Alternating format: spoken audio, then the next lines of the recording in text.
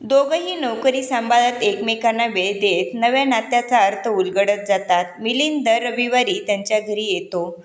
आता तो केवळ मित्र नव्हता, तर दोघांच्या आयुष्याचा एक घटक बनला होता. आता पुढे लग्नानंतरची पहिले काही महिने स्नेहा आणि मंदारसाठी नवीन अनुभवांनी भरलेले होते. नवीन घर, नवीन जबाबदाऱ्या आणि एकमेकांना जवळून ओळखणे, समजून घेणे सुरू होतं. स्नेहा तिच्या नोकरीसह घरातील कामं व्यवस्थित सांभाळून मंदारही तिच्या मदतीला पुढे यायचा.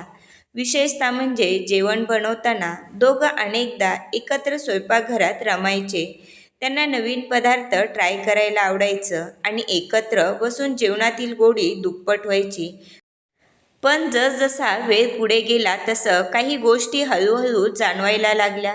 मंदारची नोकरी अतिव्यस्त होती. काही वेळा उशिरा घरी यायचा. स्नेहा वाट पाहून थकायची. ती त्याच्यावर रागवायची नाही, पण तिच्या चेहऱ्यावर थोडी नाराजी दिसायची. एक दिवस मंदार घरी आल्यावर बघतो की स्नेहा जेवणासाठी वाट पाहत बसली आहे. तो थांबून विचारतो, अगं तू जेवली नाहीस का अजून? स्नेहा शांतपणे म्हणते, तुझ्यासोबत जेवावं असं वाटलं, पण रोज उशीर होतो. मी समजू शकते, पण कधी कधी मन दुखतं.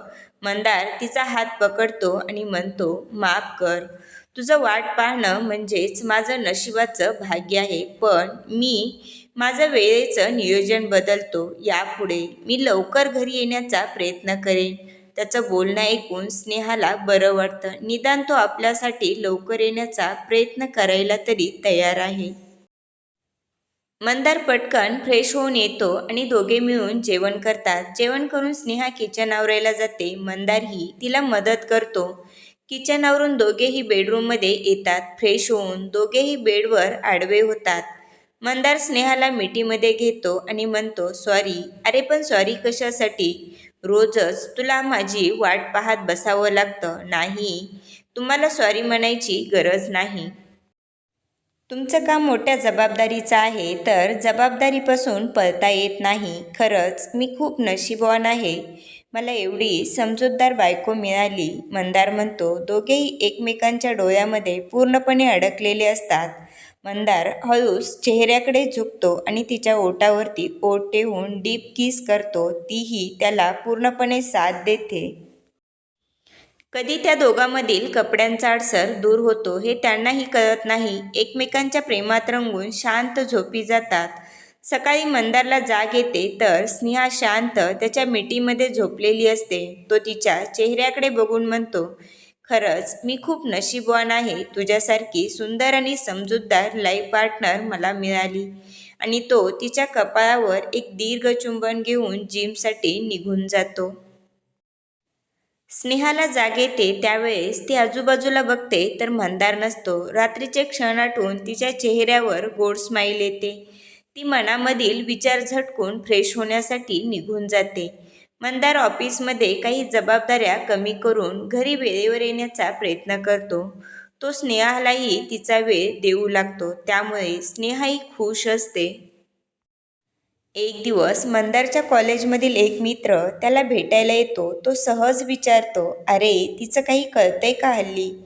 त्यावर मंदार स्नेहावर एक नजर टाकून शांत आवाजात बोलतो, मला कोणाशी बोलायला वेळच नसतो. स्नेहा हॉलमध्ये असते. तिला ऐकू जातं, पण ती काहीच बोलत नाही. रात्री मंदार बेडरूममध्ये येतो. स्नेहा विचारते, ती अजूनही तुझ्या आयुष्यात कुठेतरी आहे का? मंदार समजूतदारपणे उत्तर देतो, ती आठवण आहे, पण तू माझं आज आणि उद्या आहे. तुला मी पूर्ण मनाने स्वीकारलं आहे स्नेहा. मंदारच्या डोळ्यात पाहते आणि म्हणते, हे ऐकून मन हलकं झालं. भूतकाळ असूनही तू स्पष्टपणे माझ्याशी वागतोस, यामुळे माझा विश्वास अजून दृढ होतो. दोघेही नोकरी करणारे, ऑफिस आणि कुटुंबातील जबाबदाऱ्या या सर्वांमध्ये दोघं कधी स्वतःसाठी वेळच काढू शकत नव्हते. मिलिंद एका रविवारी येतो आणि म्हणतो, तुमचं वैवाहिक जीवन बघून छान वाटतं, पण फक्त तुमच्यासाठी एक दिवस ठरवा. एकमेकांसाठी आणि स्वतःसाठीही. तुम्ही तुमच्या लाईफचाही आनंद घ्या. फक्त कामाच्या जबाबदाऱ्यातच अडकून राहू नका. काम तर तुम्हाला आयुष्यभर करायचं आहे. एकमेकांसोबत वेळ घालवण्यासाठी खरे हेच दिवस असतात. मंदारच्या लक्षात आलं, मिलिंद बोलतोय ते खरंच आहे. आजपर्यंत आपण स्नेहाला बाहेर कुठेही फिरायला घेऊन गेलो नाही. तिच्याही आपल्या नवऱ्याकडून काही अपेक्षा असतीलच. मलाही त्या पूर्ण केल्या पाहिजे. तो मनोमन काहीतरी ठरवतो. त्याच्या सल्ल्यानंतर दोघं प्रत्येक रविवारचा दिवस फक्त आपल्यासाठी ठरवतात. एखाद्या बागेत जाणे, एखाद्या निसर्गरम्य ठिकाणी फिरायचं, कुठल्या तरी शांत ठिकाणी चहा प्यायला जायचं, बाल्कनीत बसून तासनतास गप्पा मारायच्या किंवा जुना एखादा चित्रपट एकत्र बघायचा. हळूहळू त्यांचं नातं केवळ कायम सोबत असण्यापेक्षा समजूतदारपणाची जाण असलेलं बनलं. एका संध्याकाळी दोघं गच्चीत बसलेले असतात. मंदार स्नेहाकडे बघतो आणि म्हणतो, आपलं लग्न हे दोन घराचं एकत्र येणं नव्हतं, ते दोन आयुष्याचं परिपूर्ण होणं आहे.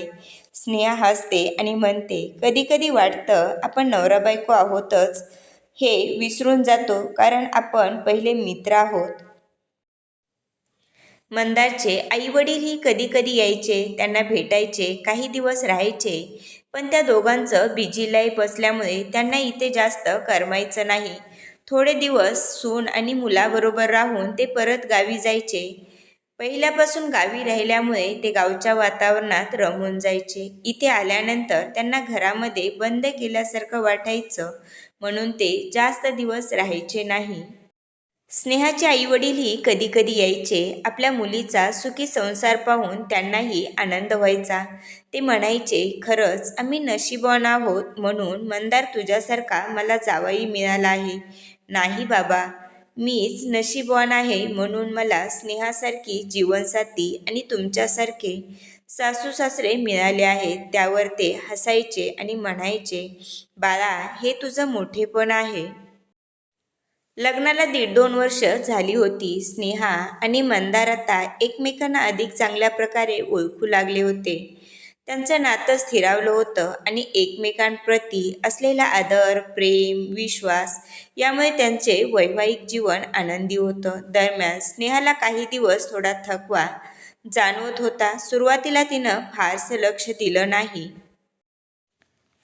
पण मंदारच्या आग्रहाने डॉक्टरकडे तपासणी केली आणि मग त्या बातमीने दोघांच्या आयुष्यात एक नवा आनंदाचा क्षण आला होता.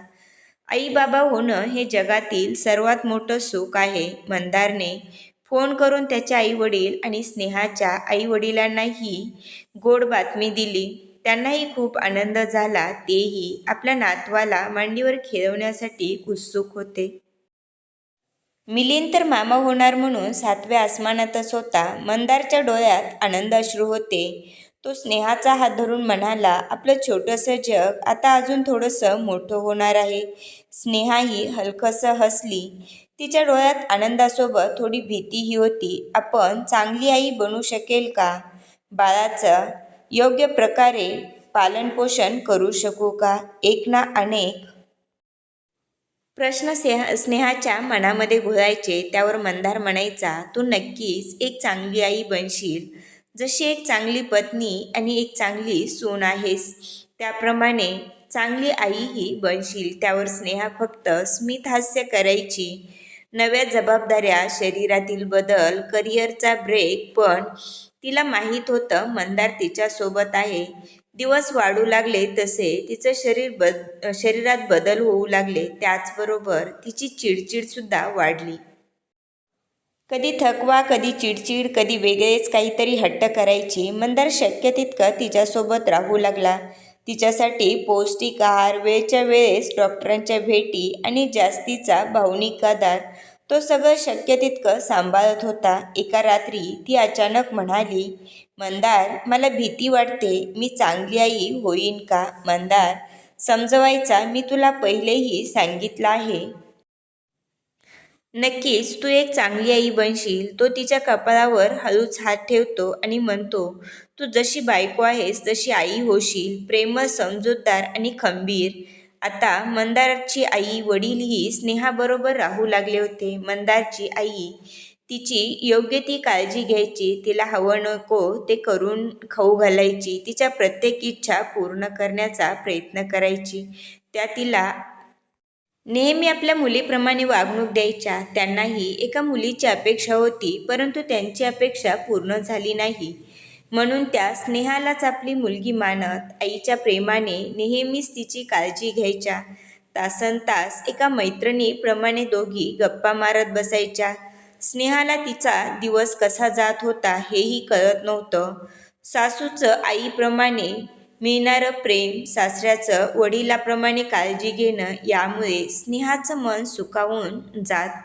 तिला कधीही आई वडिलांची आठवण येत नसे. याच दरम्यान मंदाची पोस्टिंग झाली होती, त्यामुळे ऑफिसच्या जबाबदाऱ्या वाढल्या होत्या. त्याची मात्र घरातील जबाबदाऱ्या, ऑफिसच्या जबाबदाऱ्या यामध्ये दमछाक व्हायची. तो संध्याकाळी थकून जायचा. स्नेहाला समजत होतं हल्ली त्याची खूपच दगदग होत आहे, त्यामुळे तीही कुठलीही तक्रार त्याच्याकडे करत नसे. त्याला समजून घेण्याचा प्रयत्न करे. मिलिंदही प्रत्येक संडेला स्नेहाला भेटायला यायचा. स्नेहाची आई वडीलही मधून येऊन तिला भेटून जात असे. मंदारला मात्र नेहमी अपराध्यासारखं वाटायचं, कारण अशा अवस्थेत आपण तिला वेळ देऊ शकत नाही ही सल त्याच्या मनामध्ये नेहमी असायची. पण स्नेहा त्याला समजवायची, मंदार तू काळजी करू नकोस, आई बाबा आहेत त्यामुळे मला कशाची कमतरता भासत नाही. तू तुझ्या कामावर लक्ष केंद्रित कर. त्यावर तो म्हणायचा, स्नेहा तू सतत मला समजून घेते, पण माझ्याही काही तुझ्याप्रती जबाबदाऱ्या आहेत ना. त्यावर ती म्हणायची, मंदार तू कुठेही कमी पडत नाही. तुझ्या जबाबदाऱ्या पूर्ण करण्यासाठी फक्त माझ्याबरोबरच राहून जबाबदाऱ्या पूर्ण करणं नसतं. तू माझी प्रत्येक इच्छा पूर्ण करतोस. नाही स्नेहा, तुझा मोठेपणा आहे. अरे यालाच तर पती पत्नीचं प्रेम म्हणतात. एकमेकांना समजून घेणं, एकमेकांच्या अडचणीच्या वेळी एकमेकांची मदत करणं यांनीच आपला संसार फुलत असतो. तू नको टेन्शन घेऊ, फक्त संध्याकाळी माझी वेळ मला देत जा. यामध्ये मात्र तुझं ऑफिसचं काम इथे घेऊन येत जाऊ नको. त्यावर मंदार तिच्याकडे बघून हसला आणि तिला आपल्या मिठीमध्ये घेत, नक्कीच मी हा प्रयत्न करेन आणि रात्रीचा पूर्ण वेळ तुझाच असेल. म्हणून तो तिच्या कपाळावरती चुंबन घेतो नी डोळे मिटून तिची मिठी अनुभवतो. नमस्कार मित्रमैत्रिणींनो, जर व्हिडिओ आवडला असेल तर व्हिडिओला लाईक करा, सबस्क्राईब करा आणि बाजूचे बेल आयकॉन प्रेस करा, म्हणजे नवीन व्हिडिओ टाकला की नोटिफिकेशन मिळेल. धन्यवाद.